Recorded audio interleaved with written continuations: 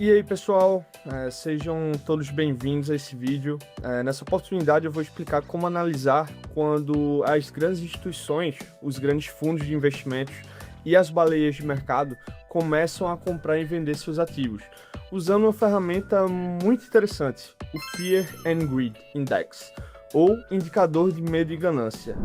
Há muitos anos ouvi uma frase que nunca esqueci: compre o medo e venda a ganância. Durante muito tempo, eu não entendi o que realmente isso significava, até descobrir esse indicador, e hoje eu vou mostrar como usá-lo. O índice da ganância e medo é um indicador que nos ajuda a medir o sentimento geral dos participantes do mercado.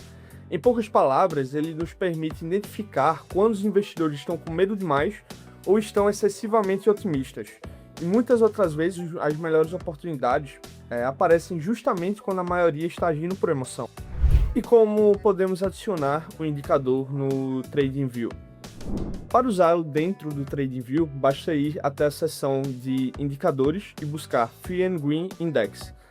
Adicionamos ao gráfico e vamos observar a faixa de cores na parte inferior. Na zona inferior encontraremos o Extreme Fear, que corresponde ao medo extremo. Na parte superior encontraremos o Extreme Greed, que representa a ganância extrema. Essas são as duas zonas mais importantes e que devemos observar. E quando as instituições compram? Geralmente, as grandes instituições buscam comprar quando o mercado está dominado pelo medo. E por que disso? Porque a maioria dos investidores estão vendendo por pânico, o que gera preços mais atrativos. Vejamos esse exemplo. Nesta zona, o indicador marcava medo extremo e o Bitcoin era cotado perto dos 62 mil dólares. A partir desse momento, o preço desenvolveu um movimento de alta de aproximadamente 38%. Enquanto muitos estavam assustados, os participantes mais experientes começavam a acumular posições, digamos assim. E o que acontece durante a ganância extrema? Vejamos agora, vamos analisar o caso contrário. Quando o indicador atinge níveis de ganância extrema, normalmente encontramos o mercado perto de máximas importantes. Neste exemplo, o sentido era de extremo otimismo. Todo mundo queria comprar, no entanto, foi justamente nessa zona que começou uma forte correção. O Bitcoin, que é o ativo em questão, começou a cair e acabou caindo aproximadamente 52%. Isso acontece porque muitas instituições aproveitam a euforia geral para realizar lucros e vender suas posições a preços melhores. Ou seja, eles compram na queda e vendem na alta. E o segundo exemplo. Nesse exemplo aqui, a gente vai falar um pouco sobre a ganância extrema, que seria o outro lado da moeda. Aqui também encontramos uma zona de ganância extrema nesse exemplo. Então, mais uma vez, o mercado parecia imparável, mas pouco depois o Bitcoin registrou uma queda de 32% aproximadamente.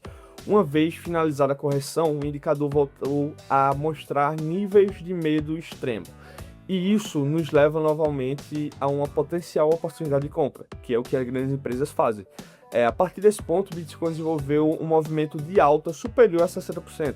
Então, os grandes investidores, as grandes baleias, compraram aí dentro desse momento que estava o extremo medo e a moeda valorizou, porque eles representam muito no mercado. E o terceiro exemplo aqui de medo extremo, vamos analisar um último caso aqui, só para ficar bem claro. Nesta zona que nos encontramos aqui neste exemplo, observamos novamente níveis de medo extremo. A maioria dos participantes estava preocupada e o sentimento era claramente negativo. No entanto, a partir desse momento, o Bitcoin iniciou uma recuperação que acabou gerando uma valorização próxima de 124%. Mais de uma vez, vemos como as melhores oportunidades costumam aparecer quando o sentimento do mercado é mais pessimista. É por isso que é tão importante analisar o sentimento do mercado. Devemos nos perguntar constantemente: estamos em uma zona de ganância extrema ou estamos em uma zona de medo extremo? O Fear and Greed Index não é uma ferramenta perfeita nem deve ser usada de forma isolada, como nenhuma outra.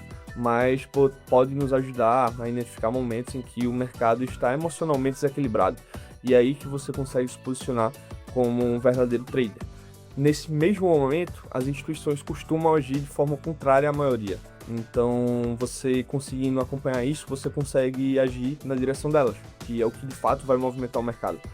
E o vídeo foi esse. Se você gostou do vídeo, não esqueça de se inscrever no canal para a gente continuar apresentando sobre negociações, mercado financeiro, análises técnicas. Desejo a vocês muito sucesso, ótimas negociações e nos vemos nos próximos vídeos.